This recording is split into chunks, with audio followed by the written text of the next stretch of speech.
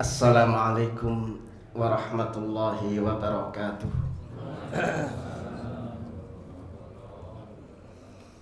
Bismillahirrahmanirrahim.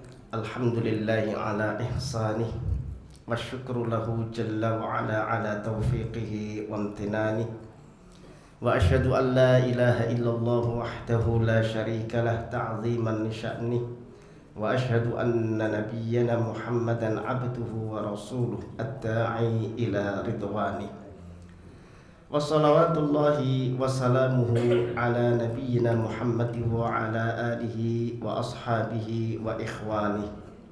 Amma ba'd, faqad qala jalla wa ala fi kitabihil karim wa huwa astaqul qailin. A'udzu billahi minasy syaithanir rajim.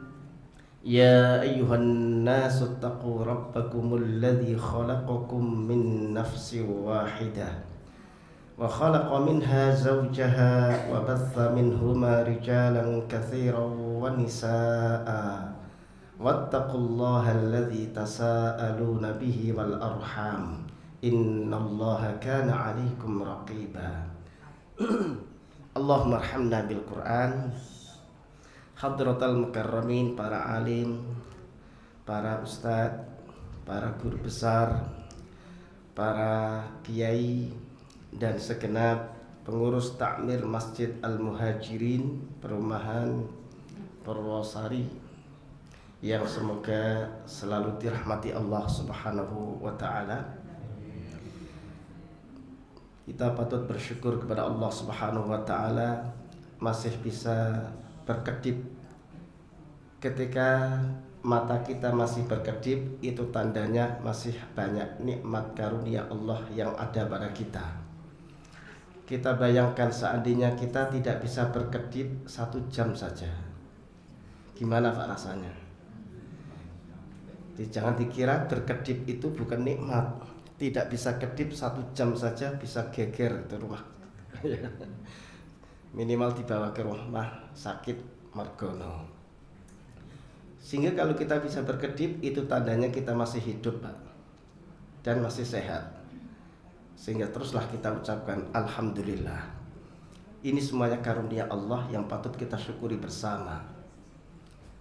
Alhamdulillah, dalam gerakan jari jemari kita 10-10-nya ya, 10 jari kita masih bisa kita gerakkan. Jika ada satu anggota jari kita ini tidak bisa kita gerakkan, itu tandanya stroke ringan, Pak ya. Nah, itu juga masalah ya. Alhamdulillah bisa kita gerakkan semuanya secara sempurna, tapi jarang kita menyadari itu bagian dari karunia Allah yang harus kita syukuri. Teruslah kita mengucapkan alhamdulillah. Yang patut kita puji hanyalah Allah Subhanahu wa ta'ala, karena semua karunia, semua kebaikan ini adalah kepunyaan Allah Subhanahu wa ta'ala. Dan yang paling besar lagi adalah nikmat yang berupa al-hidayah, nikmat ilmu, nikmat iman, nikmat al-Islam. Kita menjadi seorang muslim itu adalah merupakan kenikmatan yang paling mahal, yang akan menjadi impian harapan semua orang kafir ketika mereka sudah ada di alam akhirat. Sebagaimana Allah tuturkan dalam sebuah firman-Nya, surah Al-Hijr ayat 2, "Rubbama yawaddul ladzina kafaru law kanu muslimin." Seringkali orang-orang kafir nanti ketika sudah masuk neraka, mereka banyak menyesal. Kenapa dulu saya tidak menjadi orang Islam? Kenapa dulu saya tidak taat kepada Allah? Seandainya dulu saya beragama Islam, menyembah Allah saja, maka kami tidak akan tersiksa seperti ini. Sementara kita hari ini Allah karuniakan nikmat iman dan Islam, tidak pernah kita berupaya untuk bersyukur atas nikmat itu. Tidak mau menjadi seorang muslim yang sejati, muslim yang sempurna. Mudah-mudahan kita semua sebelum nanti kita diberikan hidayah dan taufik oleh Allah supaya bisa memahami Islam ini secara baik, dan kita menerjemahkan makna Islam itu dalam kehidupan kita sehari-hari sehingga kita mati dalam keadaan Islam. Karena itu yang dipesankan oleh Allah, ya ayyuhalladzina amanu taqullaha haqqa tuqatih wa la tamutunna illa wa antum muslimun. Karena kematian yang akan mendapatkan jaminan aman, selamat dan bahagia hanya matinya orang muslim. Mudah-mudahan keimanan dan keislaman ini bisa kita jaga, bisa kita tingkatkan kualitasnya hingga akhir hayat kita semuanya nanti. Dan di dalamnya juga ada nikmat bisa bertemu dengan bulan Ramadan. Ini juga ternyata nikmat yang sangat agung. Karena Rasul mengatakan Ramadan ila Ramadan mukaffiratun lima bainahuma. Pertemuan Ramadan yang satu menuju Ramadan yang kedua, tahun kemarin menuju tahun ini, itu berfungsi menghapus dosa-dosa di antara keduanya. Sekedar kita berbahagia menyambut Ramadan dan mengisinya dengan berbagai amal soleh, dosa kita selama setahun dari Ramadan yang lalu menuju Ramadan ini, itu semuanya akan terhapus. Dan ini menjadi impian harapan orang-orang yang sudah ada di alam kubur. Disebutkan dalam kitab At-Tabsirah, Imam Ibnu Al-Jauzi rahimahullah ta'ala mengatakan, Tallahi law qila li ahlil kuburi tamannau latamannau yauman min Ramadan. Demi Allah, kata beliau, seandainya penghuni kubur itu diizinkan boleh berharap, boleh berdoa, boleh meminta. Karena berdoa dan berharap itu hanya boleh dilakukan ketika orang itu masih ada di dunia. Tapi seandainya orang yang sudah ada di alam kubur itu masih diperkenankan boleh berharap, boleh berdoa, ternyata harapan mereka adalah la tamannau yauman min Ramadan. Mereka berharap kepada Allah agar bisa dikembalikan ke dunia sehari saja, agar bisa beribadah dan bertaubat di bulan Ramadan. Mengapa demikian? Karena semua orang yang ada di alam kubur itu mereka diperlihatkan janji-janji Allah. Siapa yang menyambut Ramadan dengan baik, mengisinya dengan ketaatan, benar-benar berada di taman-taman surga yang indah, menikmati segala macam kenikmatan surgawi yang tidak ada bandingannya dengan kenikmatan yang ada di dunia. Dan itu nyata, real, mereka lihat. Kalau hari ini kita baru mendengar dan membaca dari ayat maupun hadis, sementara orang di alam kubur benar-benar melihatnya. Sehingga mereka nyesel, kenapa dulu saya tidak muslim, kenapa dulu saya tidak puasa. Tapi sebaliknya mereka juga diperlihatkan orang-orang yang melewatkan Ramadan tanpa ibadah, tanpa taubat, tanpa ketaatan, mereka berada dalam siksaan yang sungguh luar biasa. Disebutkan oleh Rasulullah dalam sebuah hadisnya yang diriwayatkan oleh Imam seorang sahabat yang mulia bernama Abu Umamah Al-Bahili radhiyallahu taala anhu, beliau menuturkan, sami'tu Rasulullah sallallahu alaihi wasallam yaqul, saya pernah mendengar baginda Rasul bersabda. Qala sallallahu alaihi wasallam, kanjeng Nabi bersabda, baina ana naimun atani rajulan fa akhadha bi dhab'ayya jabalan wa'ran. Ketika aku sedang tertidur, kata Rasul, aku didatangi dua orang laki-laki, jelmaan malaikat. Lalu kedua malaikat, dua laki-laki ini membawa aku menuju sebuah gunung yang sangat tinggi. Faqala, lalu dua malaikat, dua laki-laki mengatakan kepadaku, is'ad ya Muhammad, naiklah wahai Muhammad. Faqultu, lalu aku menjawab, aku Rasul di sini maksudnya, la utikuhu, aku tidak mungkin sanggup, tidak mungkin mampu mendaki gunung setinggi ini. Lalu kedua malaikat menimpali lagi, inna sanusahhilhu laka. Kalau begitu kami berdua akan memudahkan jalanmu, menolongmu, membantumu untuk bisa mendaki gunung ini. Fasa'idtu, kata Nabi, akhirnya aku pun setelah dibantu bisa mendaki gunung itu. Fa'idha ana bisawa'il jabal fa'idha bi aswatin syadidah. Ketika aku sudah berhasil mendaki gunung dan sudah di puncaknya, aku dikejutkan suatu suara yang sangat mengerikan, suara yang sangat menakutkan, jeritan-jeritan tangisan orang yang ada di atas gunung itu aku diperdengarkan secara jelas, sehingga aku penasaran. Fakultu ma hadhil aswatu, suara apa itu? Malaikat menjawab, hadza wa'u ahlin nar, itu adalah suara jeritan-jeritan para penghuni neraka. Kalau Rasul melihat melalui mimpi, tapi ahli kubur melihat secara langsung. Maka kemudian aku dibawa kembali berjalan-jalan oleh malaikat di atas gunung itu, fantalaqu bi fa idza ana biqaumin mu'allaqina bi araqibihim musyaqqaqatun ashtaquhum wa tasilu ashtaquhum taman. Aku diperlihatkan pemandangan yang jauh lebih buruk, yang lebih mengerikan dari yang sebelumnya. Kalau tadi baru berupa suara, jeritan-jeritan, tangisan yang sangat memilukan. Sekarang melihat langsung pelakunya atau orangnya, ya. Orang-orang yang jerit-jerit itu diperlihatkan kepadaku sedang digantung, kakinya di atas, kepalanya di bawah, mulutnya disobek sampai tembus telinga kanan dan kiri. Mengalirlah darah yang segar. Ini yang menyebabkan mereka kesakitan dan teriak-teriak. Fakultu, lalu aku penasaran bertanya kepada malaikat itu, man haula, siapa mereka itu? Malaikat menjawab, mereka adalah alladzina yuftiruna qabla tahillati shaumihim. Mereka itu dulu ketika puasa Ramadan, ketemu Ramadan puasa, tetapi tidak sampai sempurna, berbuka sebelum waktunya, ya, tanpa udzur.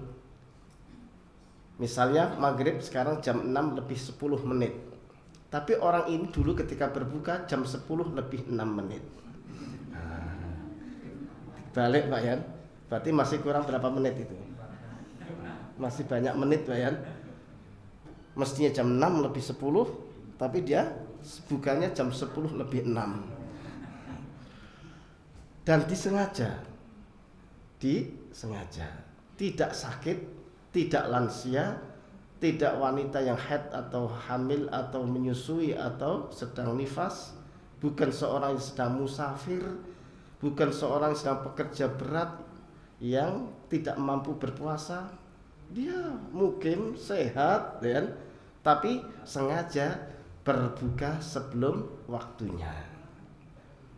Yang berbuka sebelum waktunya saja mendapatkan ancaman siksaan yang sedemikian rupa, bagaimana dengan orang yang tidak puasa sama sekali? Lebih parah lagi, bagaimana dengan orang yang mengingkari wajibnya puasa? Lebih berat lagi siksaannya. Na'udzubillah min dzalik. Oleh karenanya pantaslah ketika penghuni kubur itu melihat orang-orang yang dunia melewatkan Ramadan tanpa ibadah, tanpa ketaatan kepada Allah, digantung seperti itu wajar, karena mereka diizinkan boleh berdoa, boleh meminta. Permintaan mereka adalah agar dikembalikan ke dunia, meskipun ketemu satu hari saja ketemu Ramadan, agar mereka bisa beramal saleh dan bisa bertaubat. Bisa kita baca pula dalam surah Fatir ayat 37.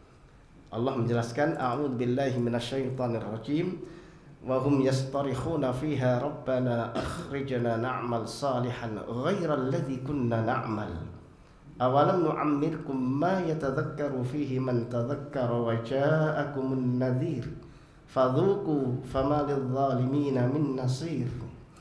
Kata Allah, wahum, mereka orang-orang kafir maupun orang-orang muslim yang fasik dan yang munafik, yang melewatkan Ramadan tanpa ibadah, tanpa ketaatan kepada Allah, bahkan mereka banyak melakukan dosa dan maksiat. Mereka yastarikhuna fiha, mereka teriak-teriak, jerit-jerit, histeris di dalam neraka itu, sambil berdoa dan mengatakan, memanggil Allah, Rabbana, ya Allah, ya Tuhan kami, akhrijna, tolong keluarkan kami dari api neraka ini. Untuk apa? Kembali ke dunia, na'mal salihan, kami berjanji akan beramal saleh, kami akan puasa ya Allah, kami akan bertaubat, kami akan salat, kami akan beribadah, kami akan berbuat baik ya Allah. Ghairal ladzi kunna na'mal, yang berlainan dengan perbuatan dan kelakuan kami dulu waktu di dunia. Di dunia dulu kelakuanku bejat ya Allah, akan kami ganti, ya, jika diberi kesempatan hidup kembali ke dunia dengan amal ketaatan yang saleh yang Engkau ridhoi Allah. Apa jawaban Allah? Awalam nu'ammirkum, bukankah dulu sudah kupanjangkan umurmu? Ada yang 40 tahun, 50 tahun, 60 tahun, bahkan sudah ada yang pensiun tapi nggak mati-mati, ya kan? Berarti umurnya sudah panjang. Itu seharusnya dipakai untuk berzikir, untuk mengingat kematian, ingat akhirat, ingat Allah, bertaubat dan membekali diri dengan sebaik mungkin. Niscaya itu akan cukup membuat kalian selamat. Tapi engkau lewatkan umurmu hanya untuk bersenang-senang, seolah engkau akan abadi di dunia ini.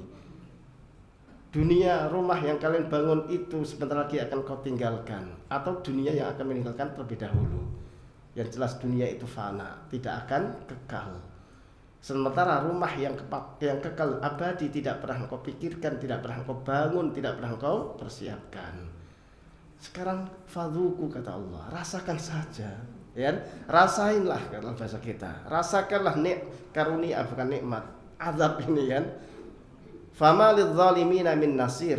Siapa yang dulu mendolimi dirinya sendiri, tidak menyiapkan bekal akhiratnya, itu namanya mendolimi diri sendiri, maka tidak ada yang bisa menolongnya, tidak ada yang bisa mengeluarkan dari neraka ini, kata Allah.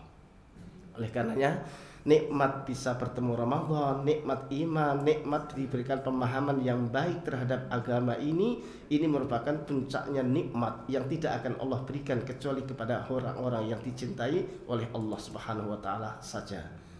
Sebagaimana Rasul sebutkan dalam hadis yang mulia, innallaha yu'ti ad-dunya man ahabba wa man la yuhibbu. Sesungguhnya Allah memberikan nikmat yang berupa harta, kesehatan, nikmat keluarga, kendaraan, tempat tinggal itu kepada semua manusia, baik orang itu dicintai oleh Allah maupun dibenci. Baik orang itu muslim atau kafir, nikmat yang murah yang berupa harta, nikmat kejabatan, kekuasaan dunia itu diberikan kepada siapa saja yang tidak, baik yang dicintai maupun yang tidak dicintai oleh Allah. Karena barang murah itu ya diobral, Pak. Siapa aja boleh ngambil. Berbeda dengan nikmat yang mahal. Wala yu'til iman illa man ahabba. Sementara nikmat yang paling mahal berupa nikmat hidayah, nikmat iman, nikmat ilmu, nikmat pemahaman yang baik terhadap agama dan bisa mentaatinya, ini tidak akan pernah Allah berikan kecuali yang Allah cintai saja. Analoginya, ya, barang rongsok atau sampah dengan mutiara atau emas, ya. Ketika kita punya dua hal ini, barang rongsok tidak akan kita berikan kepada orang yang kita cintai, akan kita berikan kepada siapa saja mau ngambil, namanya barang sampah. Berbeda dengan emas. Kalau kita punya emas, ya, emas batangan, logam mulia, atau punya mutiara, tidak akan kita obral, Pak. Yang akan kita kasih hanya orang-orang yang kita cintai, yang terdekat dengan kita. Tidak akan mungkin kita obral, ya. Itulah mahalnya nikmat iman, nikmat faham terhadap agama ini dengan baik dan diberikan kemudahan kita untuk bisa mengimani dan mentaatinya. Bapak-bapak dan ibu-ibu yang dirahmati Allah Subhanahu wa taala, alhamdulillah kita sudah memasuki Ramadan, hari yang ke-8, Pak, ya. Itu berapa, Pak, sekarang? Oh, baru 5, ya. Karena ada di Indonesia yang sudah mulai hari Senin, di Jember hari Selasa, ya. Ada yang Rabu, ada yang Kamis, dan ada yang belum mulai, Pak.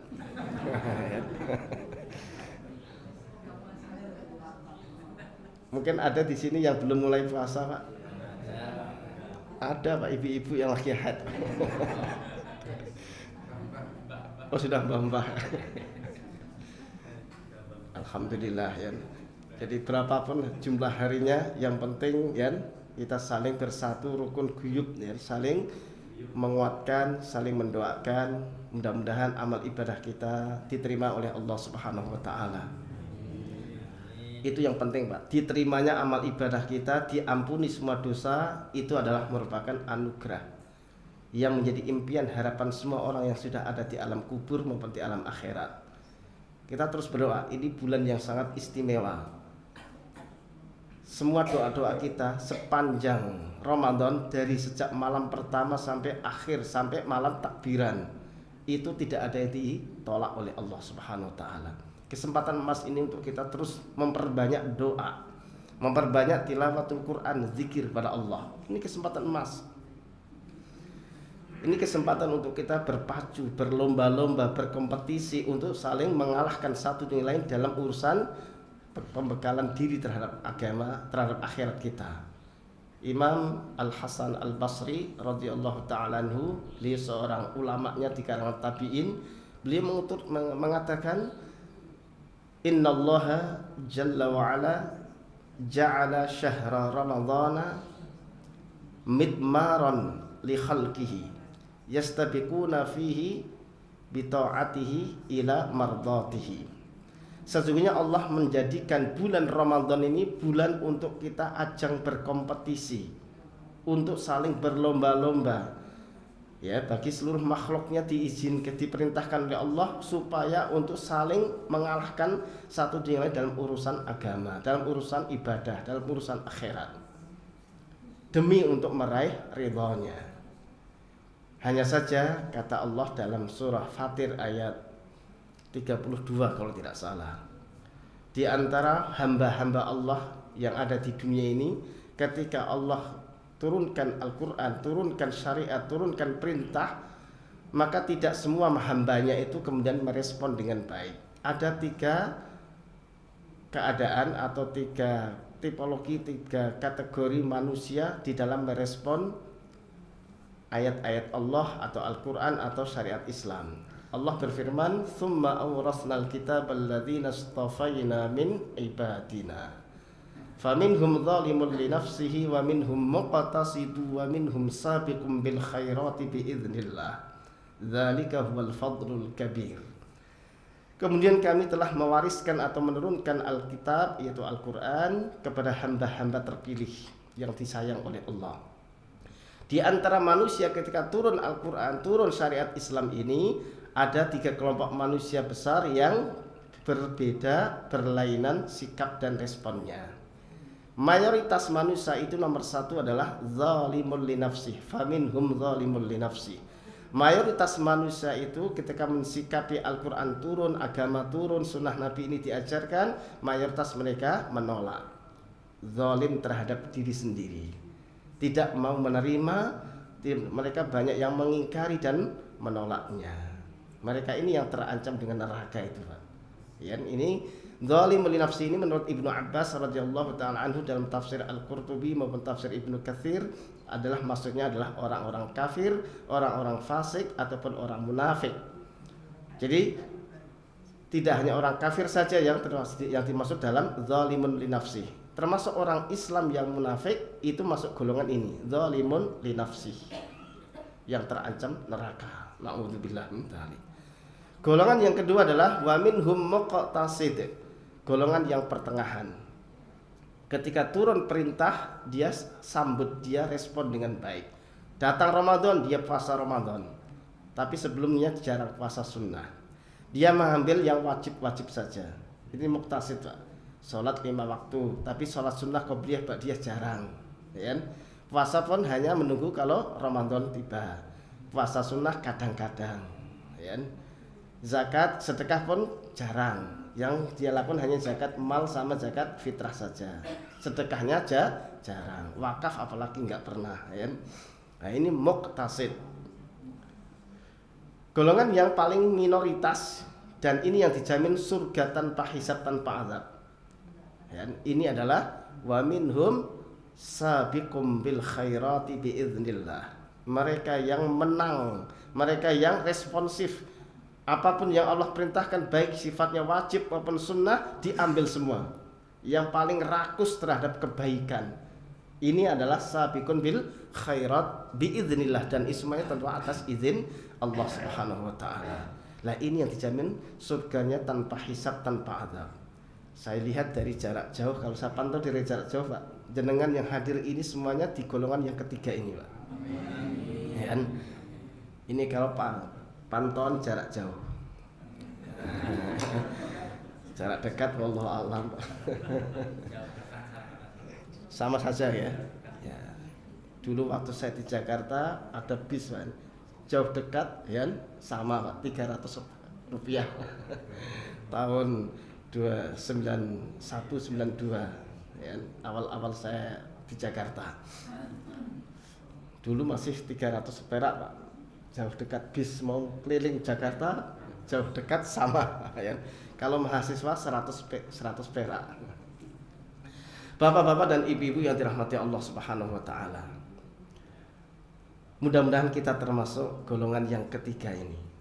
Sabiqun bil khairat. Kalau itu memang firman Allah, kalau itu memang sunnah Nabi, tidak perlu pakai tak tanya dulu, ya, sama ketua umum dulu, ketua partai dulu, ya. Ketika Allah katakan, "Hai, berinfaklah, bersedekahlah." Maka disit tak rapat disit, kan. Ketika ibu-ibu ada diserukan oleh ustadz ketika kajian, ibu-ibu ini sebentar lagi masjid kita akan kita pugar, akan kita bangun, silakan berinfak, kan. Kalau sabiqun bil khairat tidak perlu minta izin kepada suami karena dia punya uang sendiri, mau kerja sendiri kan, dia langsung siap berapapun yang dibutuhkan, dia yang terdepan untuk memberikan contoh berinfak. Ini contoh sabiqun bil khairat. Kalau contoh yang nomor 2 itu adalah dia responsif tapi tidak nunggu rapat dhisik. Tak rapat sama keluarga dulu, boleh nggak saya infak ke masjid, ya. Kalau diboleh saya infakkan, kalau enggak ya mungkin saya separuh aja, ya. Kalau zalimul li nafsih, nah ini enggak pakai rapat, kan langsung main tolak saja, Pak, ya. Langsung main tolak. Bapak-bapak dan ibu-ibu yang dirahmati Allah Subhanahu wa taala, agar kajian kita pada pagi hari ini lebih efektif, ya, kita berikan kesempatan kepada bapak-bapak dan ibu-ibu, kita berdiskusi aja, Pak. Karena jam pagi seperti ini tuh sangat rawan, Pak, ya kan? Kalau monolog itu potensi untuk saya ditinggalkan sendirian nanti itu sangat besar, Pak, ya. Ya, silahkan ibu-ibu kalau ada yang mau disampaikan, mungkin punya unek-unek tapi selama ini nggak berani menyampaikan, sekarang dikasih kesempatan bebas, ya. Sampaikan sampaikan saja. Diberikan kesempatan, monggo Bapak, Ibu, ya.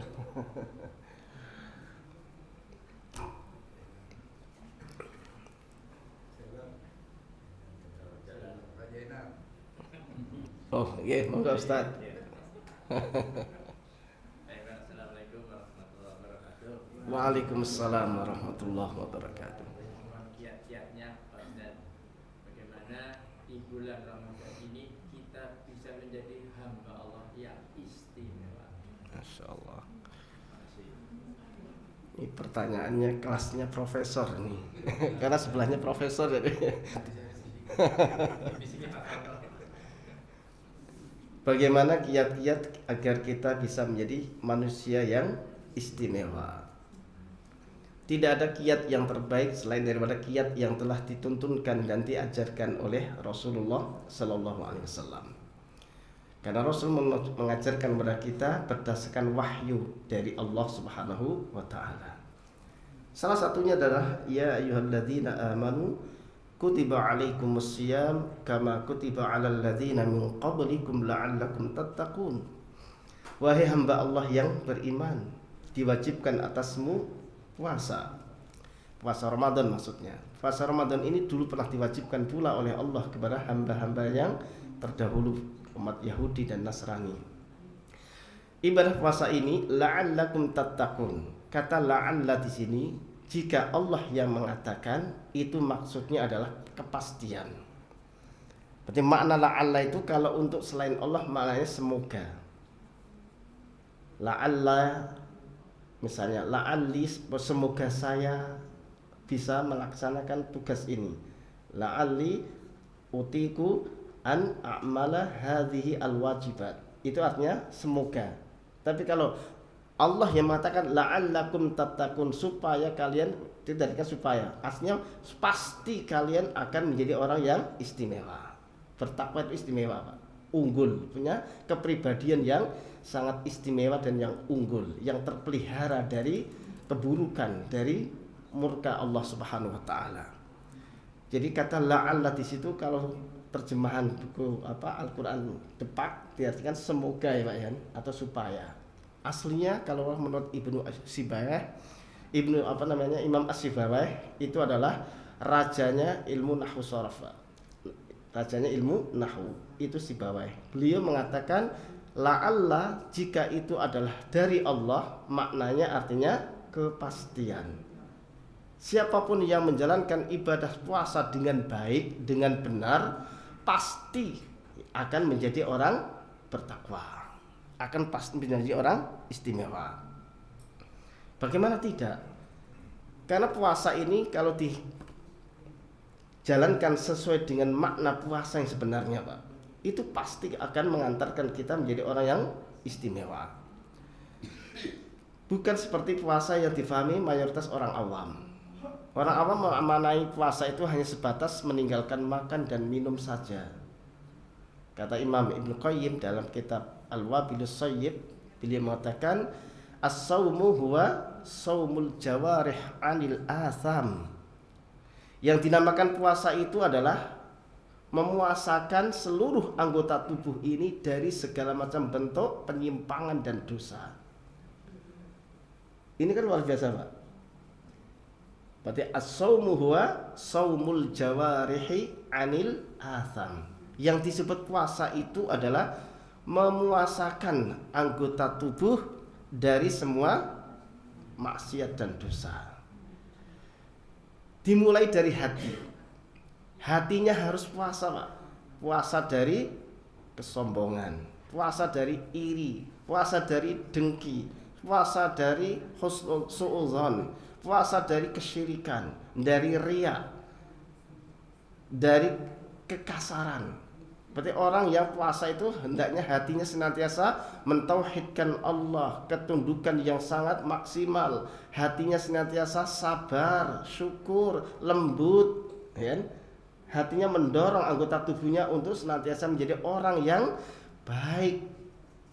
Nah, kan istimewa itu, Pak. Kemudian matanya pun dibimbing, dipuasakan. Matanya tidak akan melihat sesuatu yang mendatangkan murka Allah. Nah, ini yang berat, Pak. Banyak di antara kita ini puasa yang nggak dapat pahala apapun, karena puasa kita nggak memaknai puasa yang sebenarnya. Mata kita masih liar, nggak ada bedanya antara Ramadan dengan di luar Ramadan.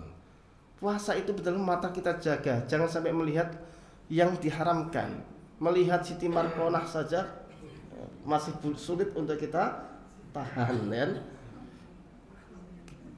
Puasa tapi melihat istri tetangga itu masih jelalatan. Padahal di rumah punya istri sendiri, ya kan? Kadang-kadang begitu, Pak, setan godaannya. Wajah istri tetangga itu kelihatan ditampakkan lebih glowing, Pak, daripada istri sendiri. Padahal aslinya istrinya lebih glowing daripada istri tetangga, Pak. Itulah memang godaan setan. Nah, munculnya kejahatan itu dimulai dari mata, Pak. Dari mata muncul iri, dari mata muncul ini dan itu, ya kan? Akhirnya terjadilah yang namanya kejahatan. Nah, ini yang harus kita jaga anggota tubuh kita, Pak. Melihat ini, kepengen ini, akhirnya terjadi penyimpangan-penyimpangan itu. Nah, ini karena tidak bisa memuasakan kedua matanya. Puasakan mata kita, Pak. Cukup pandangilah yang halal-halal saja. Memandangi istri ketika puasa boleh nggak, Pak? Boleh, Pak. Yang nggak boleh kan bersetubuh, Pak. Ya, kalau mandangin saja nggak apa-apa, Pak. Pandangi, Pak. Memandangi istri dengan penuh kecintaan dan kasih sayang itu ibadah, Pak. Ya, jadi kalau kita malas ibadah yang berat-berat itu, nah, cukup istri pajang depan, pandangi aja, Pak.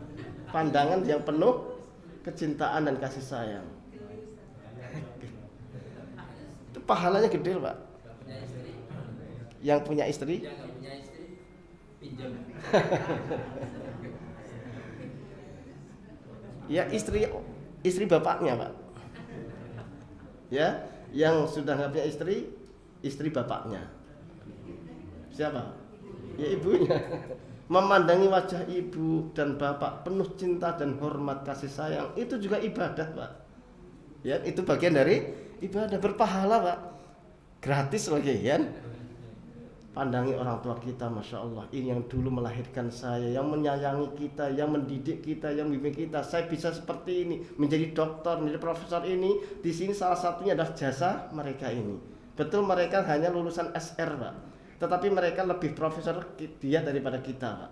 Ilmunya lebih hebat dia daripada kita.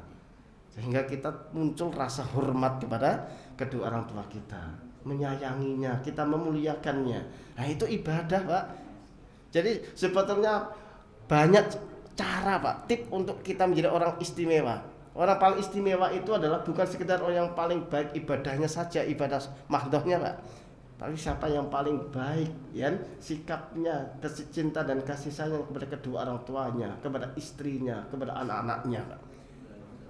Jenengan bersikap baik kepada keluarga itu adalah cerminan daripada orang yang istimewa. Rasul mengatakan khairukum li ahli wa ana khairukum li ahli.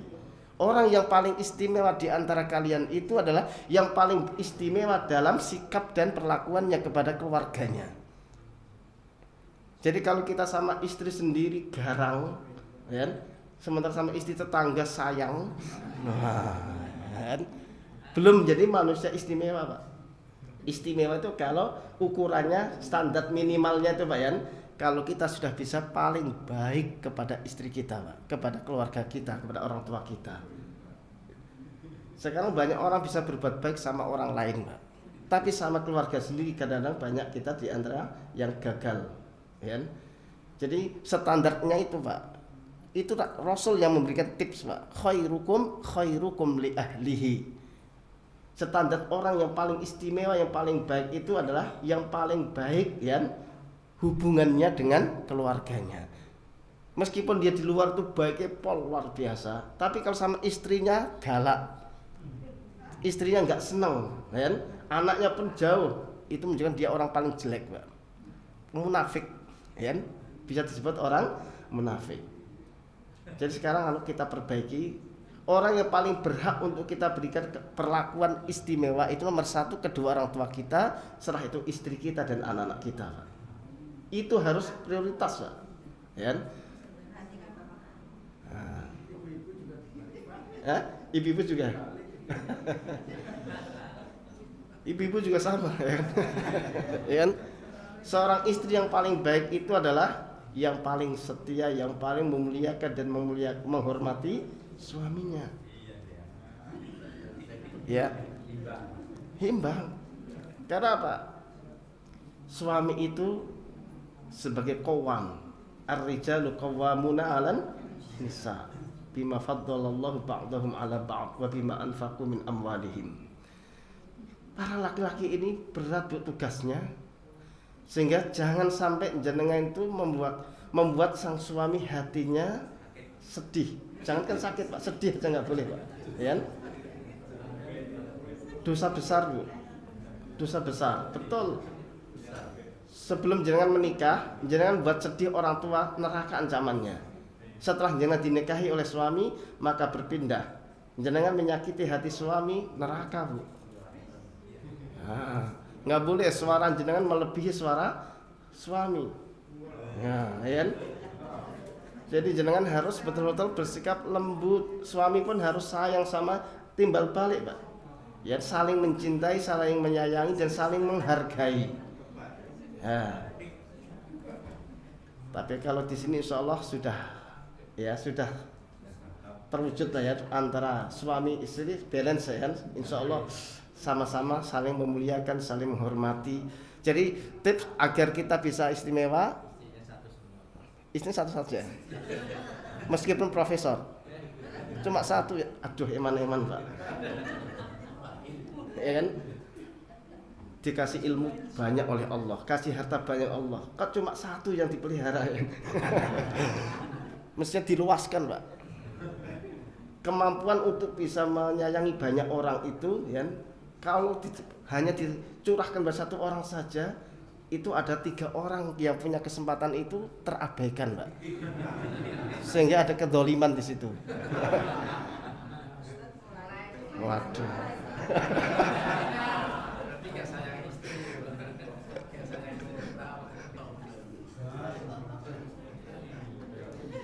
Coba ya kita main logika ya. Kita dikasih Allah kemampuan untuk bisa membawa 4 barang, ya. Lalu hanya kita bawa 1. Tenaga kita kan muspro, Pak. Ya. Ada 3 tenaga kemampuan yang kita sia-siakan. Terjadi tabdzir, Pak. Sementara Allah mengatakan wala tubadzir tabdzira innal mubadzirina kanu ikhwanasy syayatin. Jangan engkau sia-siakan, jangan engkau bersikap tabdzir mubadzir, Pak. Menelantarkan kemampuan yang sudah ada, ya, tidak kita salurkan karena yang melakukan tabdzir itu hanya perbuatan setan, Pak. Dan setan itu adalah makhluk yang paling ingkar kepada Allah, termasuk kufur nikmat itu, Pak. Dikasih nikmat banyak, suruh dipakai untuk menyayangi banyak orang, tapi dipakai untuk disalurkan pada 1 orang saja. Ada kemubadiran di situ. Enggak, ini bercanda ya, bercanda. Jangan dianggap serius ya. Ya, kasihan bapak-bapak ya. Saya belum profesor, Pak.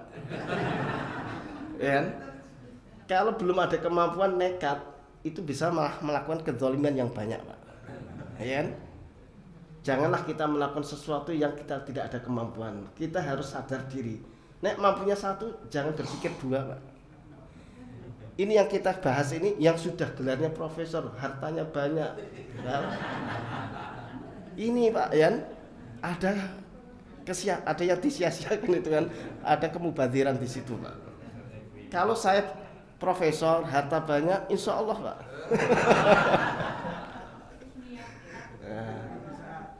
Ya. Adil itu termasuk bagian dari akhlak yang mulia yang harus kita praktekkan. Ketika orang itu sudah diberi kemampuan untuk bisa berbuat adil, tapi dia menghindar, ya, nggak mau melaksanakan sifat adil, ya, ini menunjukkan dia pengecut, Pak. Karena kemampuan ada. Adil tapi kan bukan harta adil. Adil itu bukan hanya harta. Masya Allah, ya. Adil itu dalam segala aspek, betul, ya. Dalam cinta dan kasih sayang. Tapi adil antara satu istri dengan istri yang kedua itu, kata Rasulullah, adalah yang dituntut hanya adil secara duniawinya, ya. Adil secara pembagian hartanya, dalam penggilirannya, jumlahnya. Tapi adil dalam kasih sayang hati ini, kata Rasul, aku tidak mampu. Jelas pasti ada yang lebih dicondongi, Pak. Biasanya yang paling tua yang dicondongi, Pak. Ya, yang paling muda yang paling tua. Yang paling tua, Pak. Rasulullah itu justru yang paling tua. Bunda Khadijah itu yang paling dicintai Rasulullah. Setelah itu baru Bunda Aisyah, ya. Nah itu, Pak. Jadi ada peluang nih, Pak. Karena adil tidak harus membagi cinta hati yang sama, ya. Itu enggak dituntut. Karena yang bisa adil secara hati hanya Allah Subhanahu wa taala, ya. Jadi kita hanya tuntut yang penting istri pertama anak 4, istri kedua baru 1. Nah, adil itu adalah proporsional. Karena ini anaknya 4, ya kasih 40 juta per bulan. Ini anak cuma 1, ya 10 juta aja. Nah, itu. Adil itu tidak harus sama rata, Pak. Adil itu adalah proporsional, ya, sesuai dengan kebutuhannya. Gitu. Oke, ini hanya berandai-andai kok, Pak, ya. Hanya berandai-andai, ya. Monggo yang lain. Saya kira itu tipnya itu, Pak. Tipnya adalah, oke, monggo.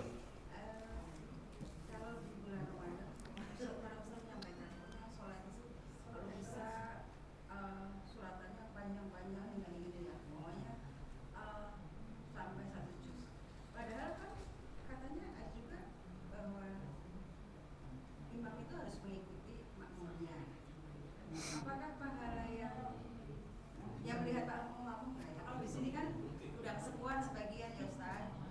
Jadi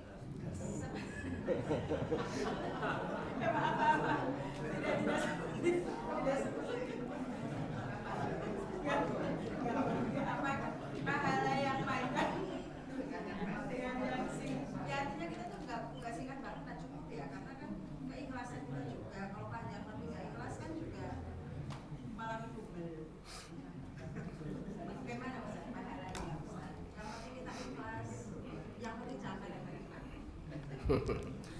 Ya.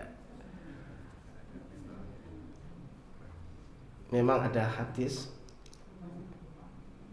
idza amma ahadukum an-nasa falyukhaffif.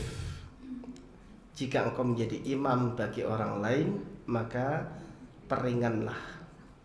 Ringankanlah itu artinya bacaannya jangan terlalu panjang. Misalnya sholat tarawih rakaat pertama 4 juz atau 5 juz.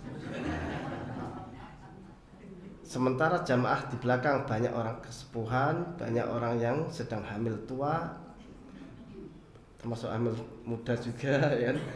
Banyak orang yang sedang punya hajat, kebutuhan, sehingga Rasul katakan kalau di belakang itu banyak orang yang banyak udurnya, maka fal yukhaffif, peringanlah. Jangan 5 juz, 2 juz setengah aja, separuhnya, ya. Sehingga kalau kita jadi imam sholat tarawih, ya standarnya sini kira-kira 1 rakaat mau berapa juz misalnya, disepakati aja Pak. Kira-kira 1 juz terlalu pendek tidak. Ya, kalau oke, kependekan Pak, ini kesempatan mumpung Ramadan, ya. Mumpung Ramadan ya 1 malam ya 11 rakaat itu kalau bisa 2 juz Ustaz. Nah, kalau udah sepakat oke Pak. Ya kesepuan gimana? Kesepuan suruh duduk aja Pak. Nah, kan kasih kursi. Kalau nggak mampu berdiri difasilitasi dengan kursi Pak. Kalau yang sepuh-sepuh, ya. Sehingga masjid nanti menyediakan kursi agak banyak Pak. Di sini yang sepuh nggak banyak lah ya. Masih banyak yang muda. Masih muda Pak. Masih bisa nambah lagi. Cucunya. Siap-siap. Alhamdulillah. Amin. Ini Ramadan Pak, tak doakan. Amin Pak. Jadi kalau kita mau memanfaatkan Ramadan, Ramadan itu identik dengan syahrul Quran. Syahrul Ramadan alladzi unzila fihil Quran. Di luar Ramadan saja baca Al-Quran kita itu pahalanya luar biasa. Bikulli harfin hasanah wal hasanah bi asyri amsalihha. Setiap kita baca Al-Quran 1 hurufnya dapat 1 kebaikan. 1 kebaikan dikalikan 10. Kalau kita lebih ikhlas lagi, lebih paham tentang Al-Quran itu, dikalikan sampai 700 dan sampai tak terhingga per huruf Pak. La aqulu alif lam mim harf. Tidak aku katakan alif lam itu 1 huruf. Bal alifun harf wal lamun harf wal ba'u harf wal mimu harf. Alif lam mim itu 3 huruf kata Nabi. Jadi kita baca alif lam mim berarti 30 pahala Pak. Baru alif lam mim aja. Wah kalau begitu bacanya ya alif lam mim, alif lam mim. Dah banyak ya kan. Nah, Yasin dah 20 pahala. Yasin. Ya. Ya tidak begitu juga ya kan. Tidak begitu juga ya. Kita baca sesuai dengan ya ayat-ayatnya itu. Jadi kalau memang jamaahnya mayoritas banyak yang uzur ya yang kira-kira sewajarnya lah ya, panjang pendek bacaan imamnya, ada surat-suratannya yang kira-kira semuanya itu ikhlas ya, ibadahnya tidak ada yang grundel gitu ya. Makmumnya senang, imamnya lebih senang Pak ya. Karena imam juga manusia Pak, sama pengennya cepat juga ya kan? Pengennya juga cepat selesai juga ya. Ya mungkin satu rakaat 1 halaman, masih kepanjangan Pak ya? Enggak ya, 1 halaman Pak ya. Nah itu ideal lah ya untuk. Tapi kalau ini kan masjid sudah cukup lama berdiri Pak ya, sejak zaman dulu ya, mestinya ini ya kalau bisa 1 malam 1 juz lah untuk levelnya masjid ini Pak. Ini sama Mahfazah duluan mana? Duluan sini kan. Nah, kalau Mahfazah itu 1 malam 1 juz Pak. Kalau sini lebih dulu mestinya 2 juz Pak. Ya. Gak apa-apa, kalau batal keluar wudhu lagi, nanti menyusul. Jadi dibikin santai saja.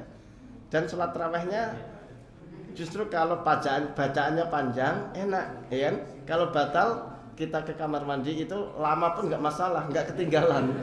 Kan? Berarti masih ketemu rakaat itu juga.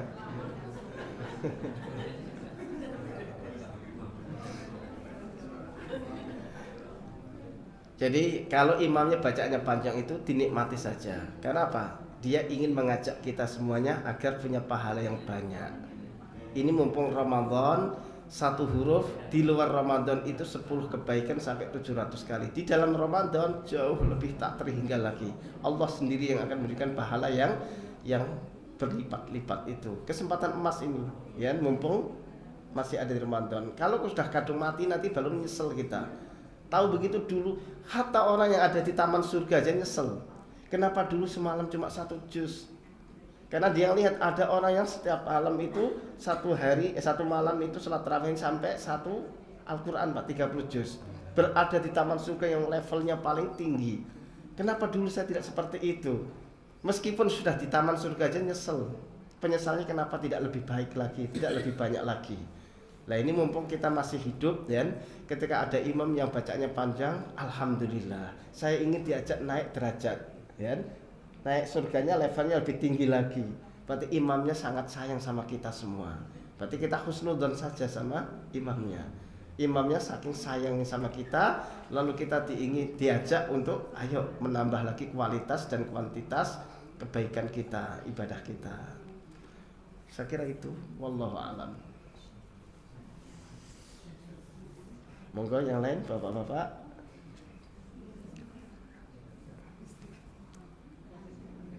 Yeah.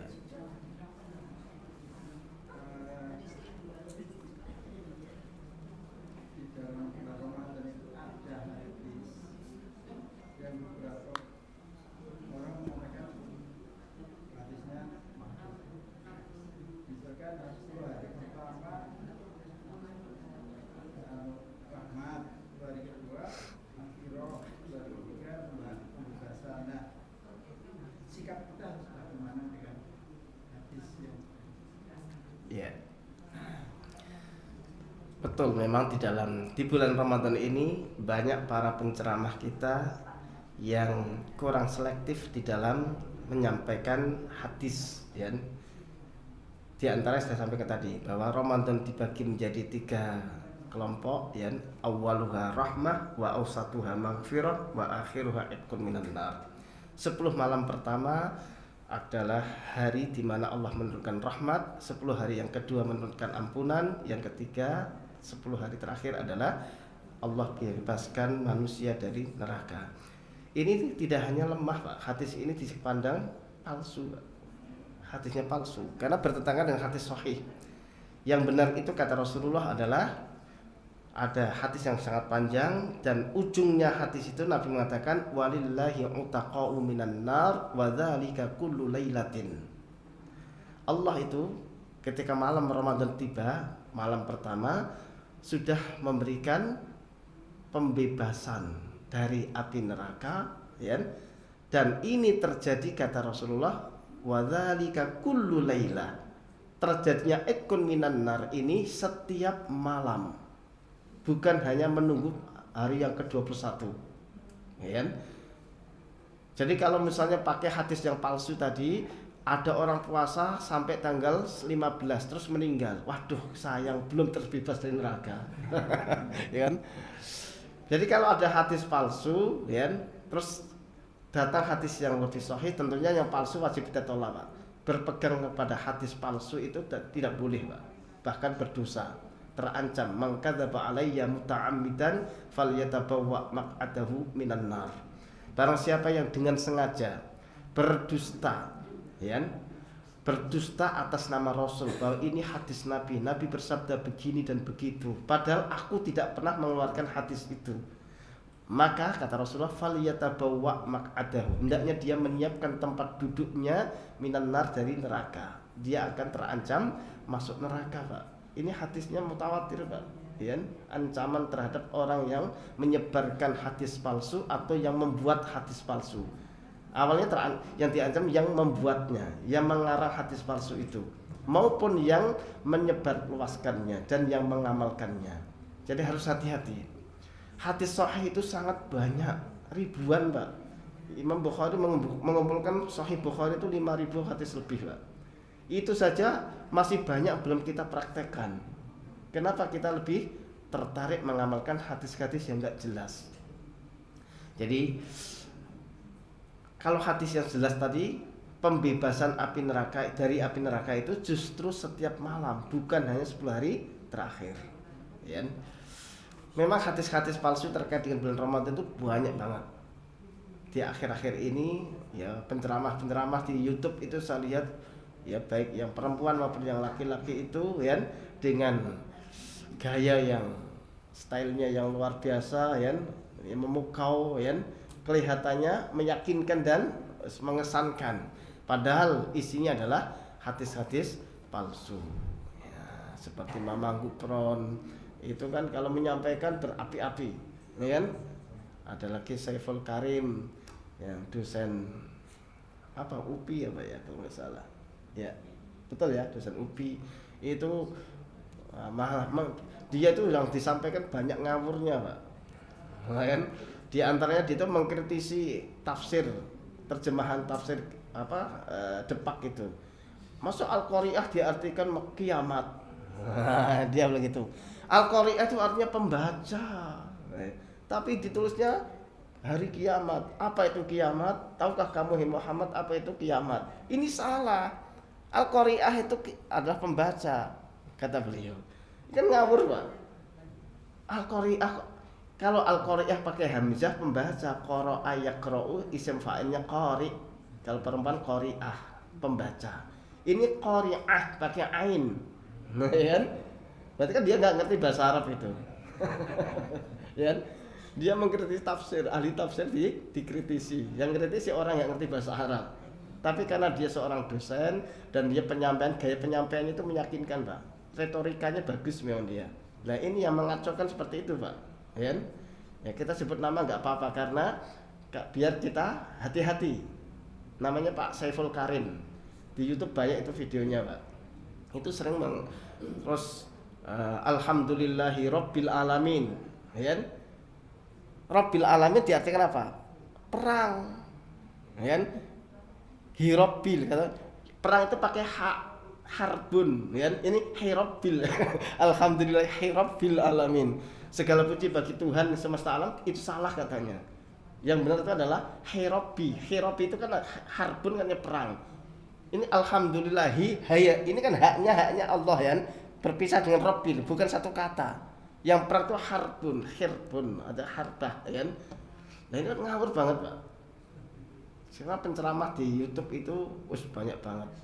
Apalagi maaf yang para habaib ini saya ini kan. Para habaib itu hadis-hadis yang banyak dia serbalusan itu mayoritas palsu Pak. Mayoritas hadis palsu. Ya kan? Ya, dulu saya termasuk muhibbinnya Pak, waktu masih bodoh.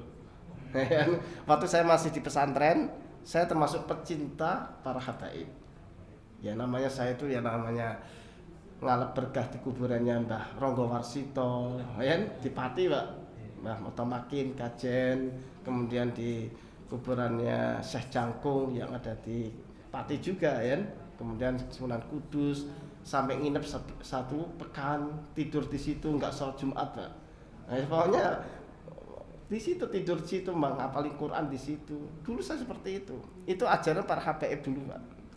Nah, setelah saya Pak, itu dulu waktu masih kecil SMP SMA.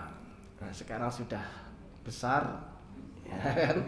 Ya, sudah besar ya, sudah saya tinggalkan, sudah bertobat. Tapi anehnya di negeri kita yang seperti itu malah dilestarikan, malah dikultuskan Pak. Ajaran yang jelas sesat, menyesatkan ya kan? Itu hadisnya semuanya karangan mereka sendiri Pak. Jadi hati-hati, hadis palsu banyak beredar di negeri kita. Sehingga Rasul memberikan ancaman, bahkan Allah sendiri membuat ancaman banyak dalam Al-Quran Pak. Dalam surah An-Nur misalnya, falyahdharil ladzina yukhalifuna an amrihi an tusibahum fitnah aw yusibahum adzabun alim. Hati-hati kata Allah, waspadalah. Jangan sampai kalian menyelisihi hadis Nabi, menyelisihi sunnah Nabi, menyelisihi perintah Rasul, kata Allah. Kenapa? Kalau engkau menyelisih, berbeda beragamanya, menjalankan ibadah tidak sesuai dengan tuntunan Rasul, maka engkau akan terkena 2 bencana. Bencana pertama, antusibahum fitnah.